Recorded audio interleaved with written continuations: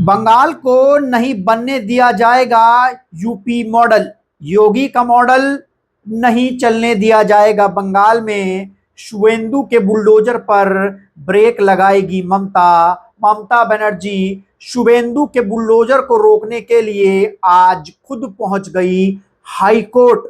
वकील का काला कोट पहनकर ममता हाई कोर्ट पहुंची तो मच गया बवाल। अमित शाह का वो वादा याद दिलाया जिसमें अमित शाह ने छाती ठोक कर कहा था बंगाल चुनाव के बाद हिंसा नहीं होगी। नमस्कार, मैं हूं गौरव पाल, आप देख रहे हैं गौरव का चश्मा।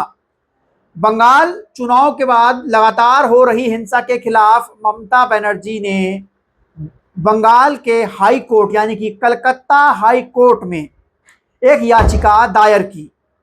कलकत्ता हाई कोर्ट में जब याचिका दायर की गई तो खुद ममता बनर्जी वहां पर पहुंची। आपको बता दें कि बंगाल में लगातार चुनाव के बाद से हिंसा हो रही है, जिसमें मुख्यमंत्री शुवेंदु अधिकारी के पीए की भी हत्या हुई है और लगभग 200 क्रिमिनल केसेस रजिस्टर्ड किए गए हैं। बंगाल के लोग बीजेपी को जिताकर पछताने लगे। जिस तरीके से बंगाल में बीजेपी के लोगों ने सत्ता हाथ में आने के बाद सड़कों पर नंगा नाच किया, वो किसी से नहीं छुपा। वो वीडियो सब ने देखी, कैसे लेनिन की तस्वीर को, पोर्ट्रेट को, मूर्ति को गिराया गया, कैसे कलकत्ता की सड़कों पर हुड़दंग मचाया गया, कैसे महिला ममता बनर्जी का अपमान किया गया और कैसे हिंसा हुई, टीएमसी के दफ्तरों को जलाया गया। ये सारी चीजें जो हैं वो बंगाल चुनाव के बाद हुई हैं, जिसके खिलाफ ममता बनर्जी बंगाल चुनाव में हो रही हिंसा को लेकर कलकत्ता हाई कोर्ट पहुंची और ममता बनर्जी जो कि टीएमसी चीफ हैं वो खुद वकील के तौर पर वहां पर पेश हुई और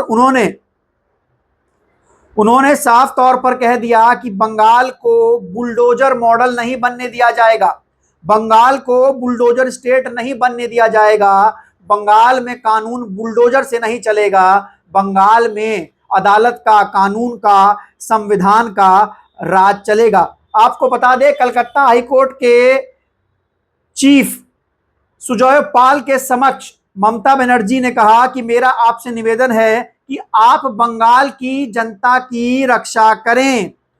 उन्होंने बताया कि तृणमूल कांग्रेस का 15 साल का शासन समाप्त हो गया है, प्रदेश में भाजपा की सरकार है और उसके बाद लगातार टीएमसी के कार्यकर्ताओं पर हमले हो रहे हैं, टीएमसी के जो दफ्तर हैं वो जलाए जा रहे हैं। ममता बनर्जी ने अदालत में न्यायाधीश के सामने वो सारे सबूत, वो सारी तस्वीरें पेश की और बताया कैसे पश्चिम बंगाल में लगातार हिंसा का और जो धमकियों का सिलसिला है वो जारी है। आपको बता दें कि ममता बनर्जी ने कहा कि हम बंगाल को बुलडोजर स्टेट बनने नहीं देंगे। आप हम सब लोगों ने वीडियो में देखा किस तरीके से पुलिस प्रशासन के लोग खड़े हुए थे और लगातार टीएमसी के दफ्तरों पर कब्जे किए जा रहे थे, लूटपाट की जा रही थी। ममता बनर्जी ने कहा कि कार्रवाई में देरी हुई है और कार्रवाई नहीं भी हुई है, मैं सारी तस्वीरें दे चुकी हूं। साथ ही साथ ममता बनर्जी ने कहा कि मेरी परिवार की 12 साल की बच्चियों को भी बलात्कार की धमकियां दी जा रही है। आपको बता दें कल्याण बनर्जी के बेटे ने यह याचिका दायर की थी, जो कि तृणमूल कांग्रेस के नेता हैं और वकील कल्याण चट्टोपाध्याय के बेटे हैं। याचिकाकर्ता ने कई क्षेत्रों में चुनाव के बाद हुई हिंसा के घटना का आरोप लगाया, जिसमें पार्टी कार्यालयों पर हमले और कार्यकर्ताओं के विस्थापन शामिल हैं। दोस्तों, ये बड़ी चीज जो है वो ममता बनर्जी ने बंगाल चुनाव में रखी है।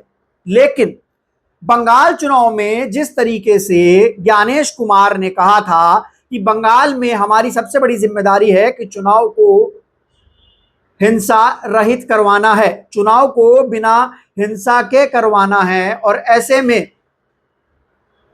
अगर चुनाव के बाद हिंसा हो रही है तो सबसे बड़ी जिम्मेदारी ज्ञानेश कुमार की बनती है, क्योंकि जब तक सरकार नहीं बनी है तब तक वहां पर चुनाव आयोग की चलती है।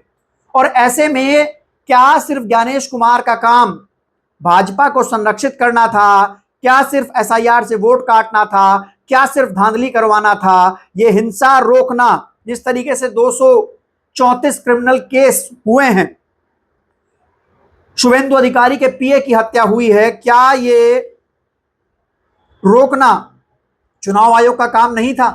और जिस तरीके से बुलडोजर चलाया जा रहा है, बताया जा रहा है कि शुभेंदु अधिकारी की सरकार ने बुलडोजर चलाया और चला रही है, और कुछ वीडियोस भी सामने आए। तो ममता बनर्जी ने यह भी कहा कि ये बुलडोजर स्टेट नहीं बनने दिया जाएगा इसको यूपी की तरह, ये यहां पर संविधान और कानून का राज चलेगा। दोस्तों, बड़ा सवाल यहां पर अमित शाह पर भी उठता है। गृह मंत्री अमित शाह ने बंगाल चुनाव से पहले बड़े बड़े वादे किए और उन्होंने कहा था कि मैं बंगाल में ही रहूंगा और बंगाल में चुनाव के बाद जरा सी भी हिंसा नहीं होगी, इसलिए हमने बंगाल में 2.5 लाख सीएपीएफ जवानों को उतारा है, सीआरपीएफ जवानों को उतारा है।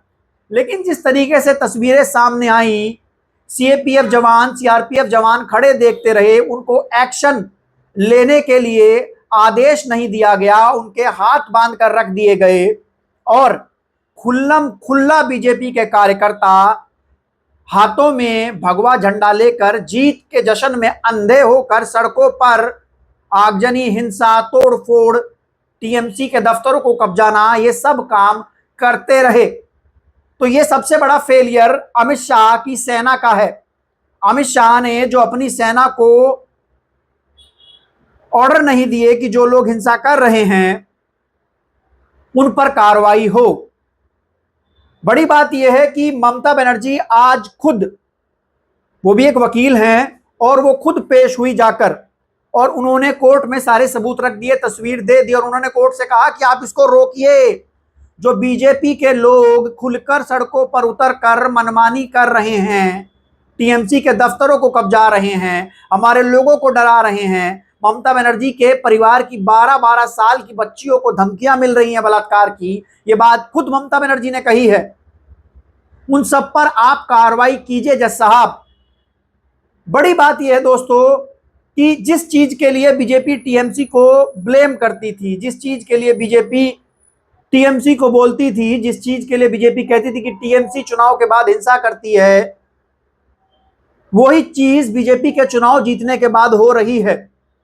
बड़ा सवाल यह है दोस्तों कि आखिरकार सरकार फेल क्यों हो गई है, चुनाव आयोग फेल क्यों हो गया है, और अब क्या सुप्रीम कोर्ट बड़ा एक्शन या हाई कोर्ट बड़ा एक्शन लेने जा रहा है वहां की सरकार, पुलिस प्रशासन पर कि आप लोग हिंसा क्यों नहीं रोक रहे हैं, और जिन लोगों ने टीएमसी के कार्यालयों को कब्जाया है क्या उनके ऊपर कार्रवाई होगी? ये भी अपने आप में बड़ा सवाल है। लेकिन ममता बनर्जी साफ कह चुकी हैं वो लड़ेंगी, लेकिन बंगाल को बुलडोजर स्टेट नहीं बनने देंगी।